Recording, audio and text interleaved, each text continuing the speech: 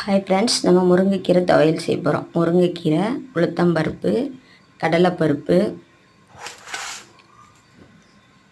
ஜீரகம், வரமிளகாய் 10, புளி எலுமிச்சம்பழம் அளவு எடுத்துக்கலாம். நான் சாப்பாட்டுக்கான ஜாஸ்தியாக எடுத்துக்கிட்டேன், நீங்கள் வேணால் கம்மி பண்ணிக்கலாம். பூண்டு, இஞ்சி துண்டு துண்டாக நறுக்கி வச்சுக்கிட்டேன். பாருங்கள் எவ்வளோ சின்ன சின்னதாக நறுக்கியிருக்கேன்னு. சின்ன வெங்காயம், தேங்காய் ஒரு மூடி துருவி வச்சுருக்கேன். வரிசட்டியில் எண்ணெய் ஊற்றி பருப்பு எல்லாம் போட்டு நல்லா செவக்க வறுத்துட்டு நல்லா செவந்து வந்ததுக்கப்புறம் சின்ன வெங்காயம், பூண்டு, இஞ்சி 3 போட்டு நல்லா இதையும் செவக்க வணக்கணும். நல்லா செவக்க வணக்கிட்டு அடுத்தது செவந்ததுக்கப்புறம் கீரையை போட்டு கீரை நல்லா சுட சுடன்னு சவுண்டு வரும்.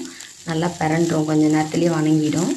கீரையை நல்லா வணக்கிட்டு அது கூட நம்ம எடுத்து வச்சுருக்கிற புளியும் நல்லா உதுத்துட்டு போட்டுட்டு நல்லா ஒரு பரட்டிட்டு தேங்காய் திருவல் வச்சுருக்கிறதையும் எடுத்து நம்ம கொட்டிக்கலாம்.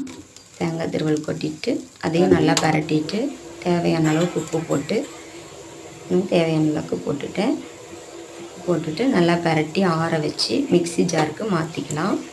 மிக்ஸி ஜாருக்கு மாற்றி கொரப்பாக அரைச்சி எடுத்துக்கலாம்.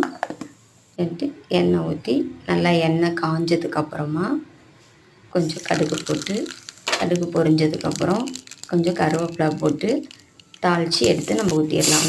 சுட சுட தட்டில் சாதத்தை போட்டு ஒரு கரண்டி முருங்கைக்கீரையோட சட்னியை போட்டு நல்லா கஞ்சி சாப்பிட்டா சூப்பராக இருக்குங்க. சாப்பிட்டு பாருங்கள், ட்ரை பண்ணி பாருங்கள். ட்ரை பண்ணி பார்த்துட்டு